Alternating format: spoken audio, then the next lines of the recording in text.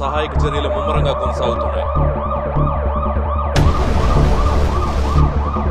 ఈ బ్రిడ్జ్ నిర్మాణంలో భారీగా అవకతవకలు జరిగాయని, కోట్ల కొద్ది డబ్బు చేతులు మారిందని వార్తలు వస్తున్నాయి. జిల్లా కలెక్టర్ గారి ఆధ్వర్యంలో శిథిలాల తొలగింపు, బాధితులను హాస్పిటల్ తరలించే ప్రక్రియ ఇంకా కొనసాగుతుంది.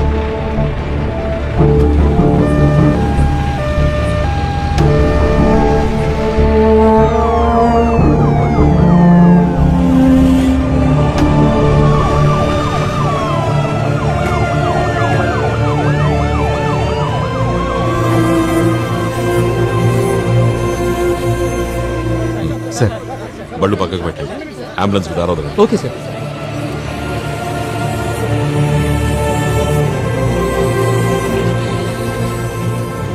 సార్, ఇద్దరు మనుషులు ఆన్ ది స్పాట్ మరణించారు. Around 4 to 5 people are seriously injured. Total గా 25 to 30 casualties, sir, including children.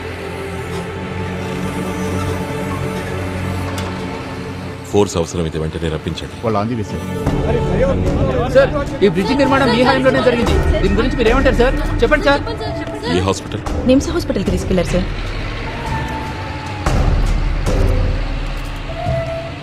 నమస్తే. మీతో మాట్లాడాలన్నా హాస్పిటల్కి వచ్చేయండి.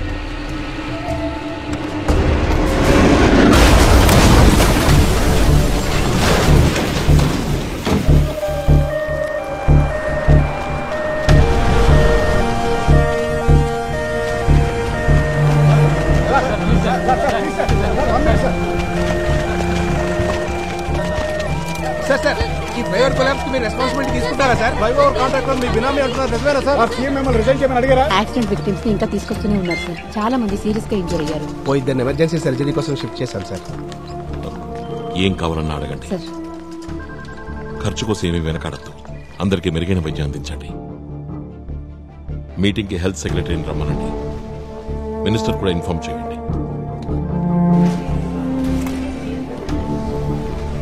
మీ ఎమ్మెల్యే ఫండ్ కూడా ఫ్లైఓవర్కి యూజ్ చేశారు కదా? అవును సార్. ఆ పేపర్ వర్క్ లోను యూజ్ చేసిన మెటీరియల్స్ లోను చాలా ఇష్యూస్ ఉన్నాయి. లేదు సార్, అక్యురేట్ గా ఉన్నాయి. పేపర్ వర్క్ మెటీరియల్స్ అన్ని. మరి 3 అంతుల ఇసుక 7 అంతుల సిమెంట్ కలిపితే ఎందుకు కూలిపోయింది రాజా? ఈ ఫ్లైఓవర్ కన్స్ట్రక్షన్ లో నువ్వు చేసిన అవకతవకలపై ఇంటెలిజెన్స్ రిపోర్ట్ నాకు నిన్నే అందింది. నేనేదో ఒక యాక్షన్ తీసుకునే లోపే 3 కోట్లు ఒక ఫ్లైఓవర్ కన్స్ట్రక్షన్ లోనే తినేసావంటే మాట్లాడద్దు. కావలసినంత ఎవిడెన్స్ ఉంది నా దగ్గర. బాబీ గారు, ఏదైనా క్రైసిస్ వచ్చినప్పుడు ఒకరికొకరు సపోర్ట్ గా ఉండాలి కదా. మరణించిన వాళ్ళ కుటుంబానికి, గాయపడ్డ వారికి నష్టపరిహారం చెల్లించి ఈ విషయాన్ని అక్కడితో వదిలేస్తాననుకోకు. ఎమ్మెల్యేగా నువ్వు రాజీనామా ఇవ్వు. సీఎం గారు, ఏంటిది? ఎంక్వైరీ కంప్లీట్ అవునాయి, తర్వాత చేయిద్దాం రిజిగ్నేషన్. ఏమాత్రం నీలో నీతి నిజాయితీ మిగిలిన్నా వెంటనే రాజీనామా చేయి. నేను మంత్రిని అయి ఉంటే మంత్రి పదవి నుంచి దిగిపోమని నన్ను అడగొచ్చు. అది సీఎంగా నీ అధికారం, నీ హక్కు. ఎమ్మెల్యేగా నన్ను ఎన్నుకుంది ప్రజలు. నా రాజీనామా అడిగే హక్కుంది నన్ను ఎమ్మెల్యేగా గెలిపించిన నా నియోజకవర్గ ఓటర్లకి, సీఎం కాదు. నేను వెళ్తున్నాను.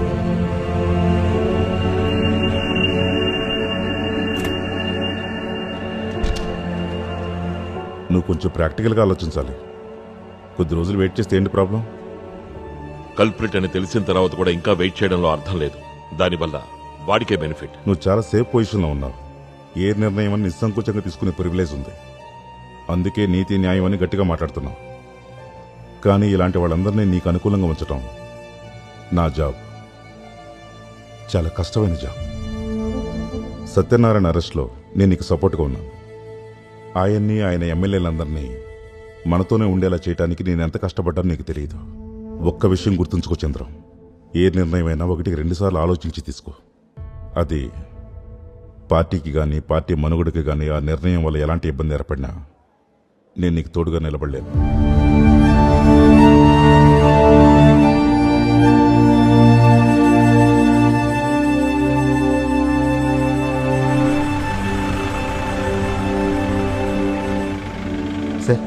సార్, మా చెల్లెలు మ్యారేజ్ సార్, మీరు వస్తే బాగుంటుంది.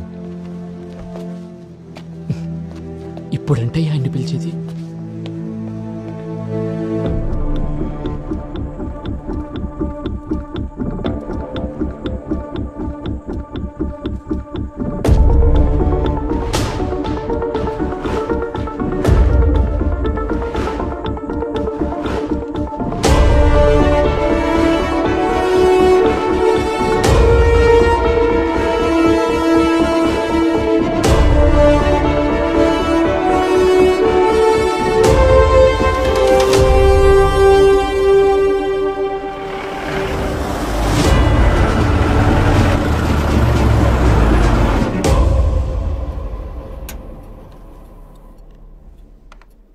Representation of the people amendment bill or the right to recall. తమ నాయకుడి పనితీరు సంతృప్తిగా లేకపోతే 5 సంవత్సరాలు కంప్లీట్ అవ్వడానికి ముందే ఆ నాయకుడిని రీకాల్ చేసే అవకాశం ఓటర్లకు ఉండాలి. ఒక నియోజకవర్గంలో 50% లేదా అంతకంటే ఎక్కువ మంది ఓటర్లు తమ ప్రతినిధికి వ్యతిరేకంగా స్పీకర్కి పిటిషన్ ఇస్తే ఎలక్షన్ కమిషన్ సహకారంతో మళ్లీ అక్కడ ఎలక్షన్ జరపాలి. సార్, ఈ బిల్లు యొక్క ఉద్దేశం, ఇంపార్టెన్స్ ని బాగా అర్థం చేసుకున్నాను. విత్ ఆల్ డ్యూ రెస్పెక్ట్ చెప్పంటారా? ఇది మన దేశంలో ప్రాక్టికల్ గా సాధ్యం కాదు. అవుతుంది, ప్రాక్టికల్ అవుతుంది. మనం ప్రవేశపెట్టబోయే ఈ బిల్ పార్లమెంట్లో, రాజ్యసభలో పాస్ అయ్యి రాష్ట్రపతి సంతకం పెడితే చాలు. ఏ స్టేట్ గవర్నమెంట్ అయినా తమ రాష్ట్రంలో అమలు చేయవచ్చు. ఇది జరగాలంటే భారత రాజ్యాంగంలో సవరణ జరగాల్సి ఉంటుంది. ఐఎమ్ నాట్ షూర్, వెరిఫై చేసి చెప్తాను. నేను ప్రజాప్రతినిధి యొక్క కాలపరిమితి గురించి ప్రశ్నించట్లేదు. కాల వ్యవధి తీరకముందే ఒకవేళ అతని పనితీరుతో ప్రజలు సంతృప్తి చెందకపోతే తిరస్కరించే అవకాశం ఉండాలి. దానికి పార్లమెంట్లో రాజ్యాంగ సవరణ ఎందుకు? సార్, నేను ఈ ఇష్యూలో మిమ్మల్ని సపోర్ట్ చేస్తున్నాను. ప్రజలు ఖచ్చితంగా సంతోషించే మార్పిది. బట్ రియాలిటీ గురించి ఆలోచిస్తే నేను ఈ బిల్లు పార్లమెంట్లో ప్రవేశపెట్టిన నిమిషంలోనే రిజెక్ట్ అయిపోతుంది. ఈ బిల్లుకున్న హిస్టరీ అలాంటిది. మనకి ఎంబారస్మెంట్ ఎందుకు సార్? ఈ నేళ్లలో ఎన్నో ఎంబరాసింగ్ మూమెంట్స్ చూసుంటాం. ఒక మంచి పని చేసేప్పుడు అందులో పరాజయం పాలైన ఓ థ్రిల్ ఉంటుంది కదా. డెమోక్రసీ అంటే ఏంటి చెప్పు? 5 సంవత్సరాలకు ఒకసారి ఓటేసే అవకాశం వచ్చే రోజు. దౌర్భాగ్యం ఏమిటంటే మన దేశంలో డెమోక్రసీ అనే పదానికి అదే అర్థం.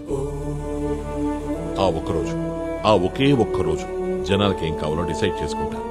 ఆ రోజు తర్వాత జనాల్ని ఓట్ల కోసం అర్థించిన నాయకుల భాష మారుతుంది, రూపము మారుతుంది. అధికారం ఉందన్న అండతో ఆ 5 సంవత్సరాలు వాళ్ళు చెలరేగిపోతారు. ఆ జనాలకు కూడా వాళ్ళ వెనకే ఉండక తప్పదు, వాళ్ళు ఏం చేసినా సరే.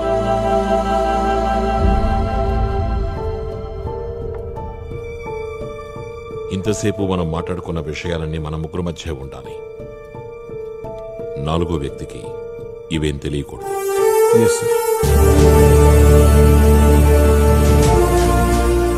సీఎం చెప్తున్న ఈ పద్ధతి స్విట్జర్లాండ్ గవర్నమెంట్లో అమల్లో ఉన్నట్టు విన్నాను. ఇక్కడ it's I don't know. CM ఎందుకు ఈ విషయం మన ముగ్గురు మధ్యలో ఉండాలని చెప్పాడు? Why this much secrecy? ఏదో ఇన్ఫర్మేషన్ ఆయనకి మాత్రమే తెలుసు. ఆయన అడగాల్సింది కదా. అయ్యో వద్దు, forget what I'm saying. yes thank you.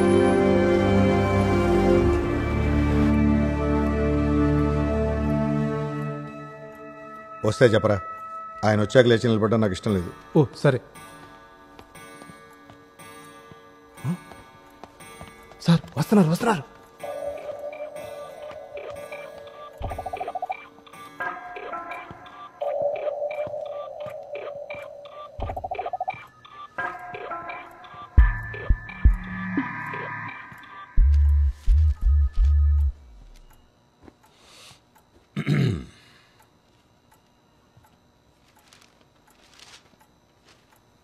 వచ్చే ముందు కాల్ చేద్దాం అనుకున్నా, కానీ రావద్దంటావేమోనని డైరెక్ట్గా నేనే వచ్చేసాను. ఈ షుగరు, బ్లడ్ ప్రెషరు మనకు ఉండడం వల్ల ఒక్కోసారి మేలే జరుగుద్ది. ఇప్పుడు నాకు జామీన్ వచ్చింది, ఇవి కంట్రోల్లో లేకపోవడం వల్లే. ఓ విషయం నీకు ఫేస్ టు ఫేస్ చెప్పడం కోసమే నేను ఇప్పుడు వచ్చింది. నువ్వేదో ప్రక్షాళన అంటున్నావని విన్నాను, మంచి డెసిషన్. కానీ నా ఎమ్మెల్యేలో ఒక్కని టచ్ చేసినా వేరేగా ఉంటుంది చంద్రం. అవసరాన్ని బట్టి పార్టీలు, రంగులు మార్చే తత్వం నీకు లేదు, కానీ నాకుంది. అది నువ్వు గుర్తుంచుకుంటే మంచిది. వితౌట్ షుగర్ టీ తాగుతావా? కాఫీ తెప్పించనా? వద్దు. నువ్వు కూడా గవర్నర్ చెప్పిందే చెప్పి మంత్రిగా ప్రమాణ స్వీకారం చేశావు, అవునా? ఆ ప్రమాణంలో ఎక్కడైనా 5 సంవత్సరాలు మంత్రిగా ఉంటానోనుందా? లేదు. నేను అలాంటి ప్రమాణం చేయలేదు. అందుకని నువ్వు వెళ్ళి ఎమ్మెల్యేని తాకట్టు పెట్టుకుంటావో అమ్ముకుంటావో నీకు నచ్చింది చేసుకో. నీలాంటి వాళ్ళకి మంచి డిమాండ్ ఉంటుంది, ప్రత్యేకించి సంకీర్ణ ప్రభుత్వ ఏర్పాట్లో. కరెక్ట్గా అన్నావు సత్యనారాయణ, నీకున్నంత టాలెంట్ నాకు లేదు. ఏ ఎండకా గొడుగు పట్టడం, ఊసరవిల్లిలా రంగులు మార్చడం నా వల్ల కాదు. అలా ఫీల్ అయిన రోజున నా రాజకీయ జీవితానికి సమాధి కడతాను. కారణం ఈ అర్హతలన్నీ నాకు అప్పితే ఇక నీకు నాకు తేడా ఉంటుంది చెప్పు. పోతే 10:30కి నాకు ప్రోగ్రాం ఉంది. నువ్వు వెళ్లే ముందు టీ తాగి వెళ్ళు.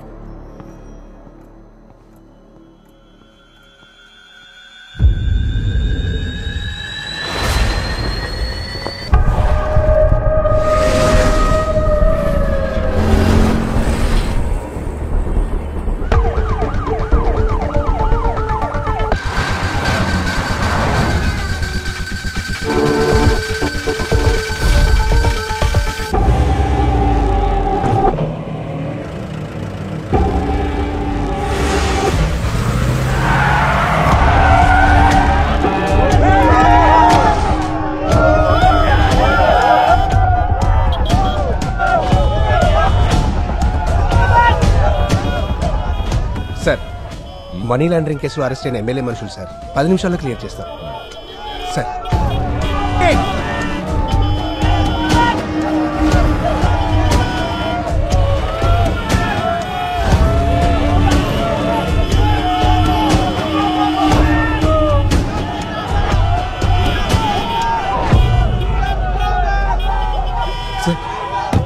బ్లాక్ క్లియర్ అయ్యి వచ్చేసేయండి. Sir sir please sir. నువ్వెందుకు భయపడుతున్నావు? నేను ధైర్యంగానే ఉన్నాను కదా. నేను వెళతాను.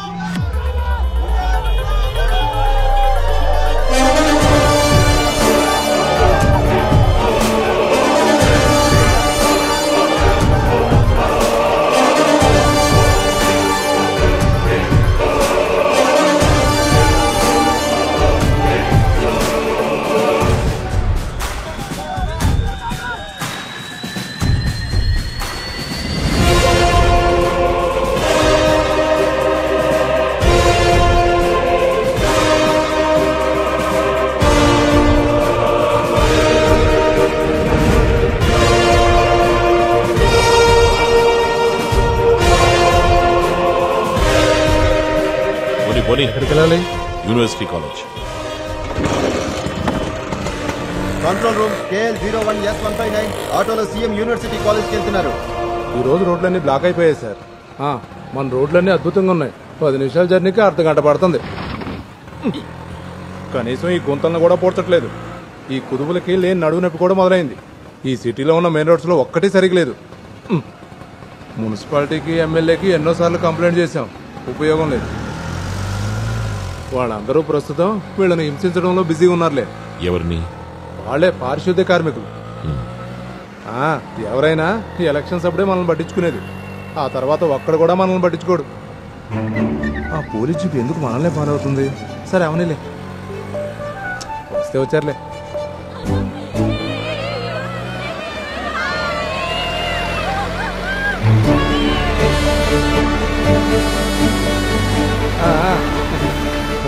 సార్ ఇంకో విషయం, ఈ మధ్య ఓ సీరియల్ యాక్టింగ్ చేశాను. వాళ్ళు నన్ను గుర్తుపట్టారనుకుంటా, అందుకే చేతులు ఊపుతున్నారు. సార్ కాలేజీలో పనిచేస్తారా మీరు?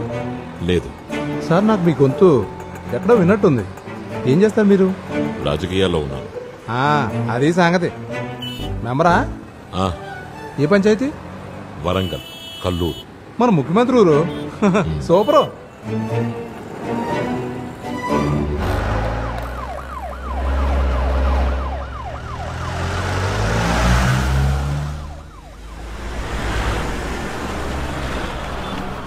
సార్, మీరు ఏదైనా తప్పు చేశారా? పోలీసులు వెంట.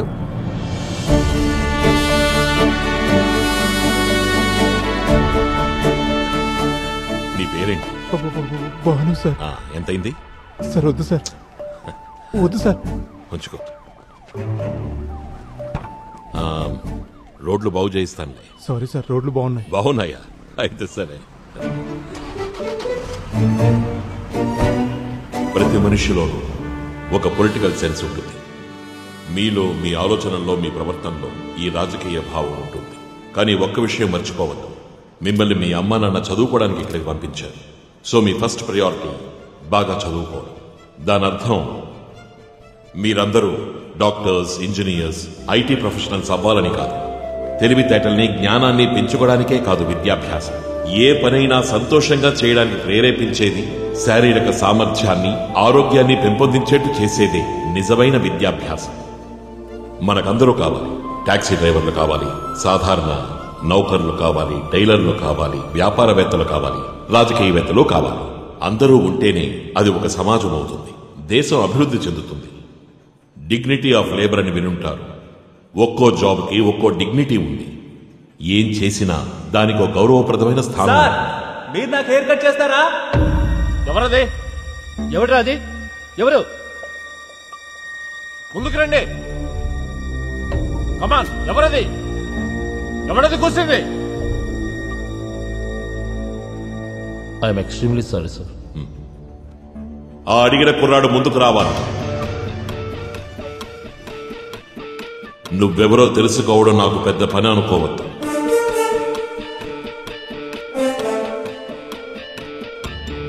రా, ముందుకు రా. పదా వెళ్ళు. ఇక్కడికి రా. రా. నీ పేరేంటి? జయభాస్కర్. ఆ? జయభాస్కర్. జయభాస్కర్, నేను నీకు హెయిర్ కట్ చేస్తాను. వీలు చూసుకుని నువ్వు మా ఇంటికి రా, లేదా నన్ను నీ ఇంటికి రమ్మన్నా సరే, నాకేదైనా ఓకే. సార్, నేనేదో సరదాగా మిమ్మల్ని అడిగాను సార్. అయ్యో జయభాస్కర్, నేను సిన్సియర్గానే చెప్తున్నాను. నువ్వు నన్ను ఆ ప్రశ్న అడగడానికి కారణం మా నాన్నగారు బార్బర్ అయినందువల్లే కదా? అవును, మా నాన్నగారు ఒక బార్బర్గా పనిచేసేవారు. ఆ జాబ్ చేస్తూనే ఆయన మా కుటుంబాన్ని పోషించేవారు. ఏ రాజకీయ శాస్త్రము మా నాన్నగారు నాకు నేర్పించలేదు. కానీ మా కుటుంబం మొత్తానికి 3 పూట్ల కడుపు నింపేవాడు.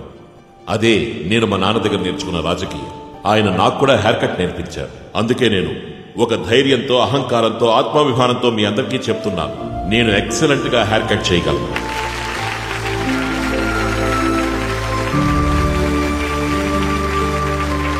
సంతోషంగా జీవితాన్ని గడిపిన మా నాన్న నాకు ఇంకోటి నేర్పించారు.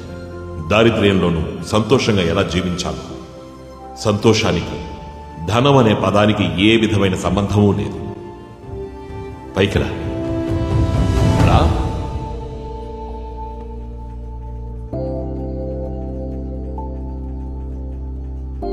దగ్గరికి రా. మీ నాన్న ఏం చేస్తుంటారు? ట్రావెల్ ఏజెన్సీ రన్ చేస్తారు సార్. ఆ రోజుల్లో బ్రూస్లీ కటింగ్లు, స్టెప్ కటింగ్లు చాలా ఫ్యాషన్గా ఉండేవి. నాన్నకు అవేవీ తెలియదు. సాధారణ కటింగ్, కాకపోతే అది చాలా బాగా చేస్తారు. సొంతంగా ఒక బార్బర్ షాప్ ఉండేది, ఇళ్లకి వెళ్ళి చేస్తూ ఉంటారు. నీకు జుట్టు బాగా పెరిగిపోయింది, ఇంకా ఆలస్యం చెయ్యద్దు, హెయిర్ కట్ చేసేద్దాం.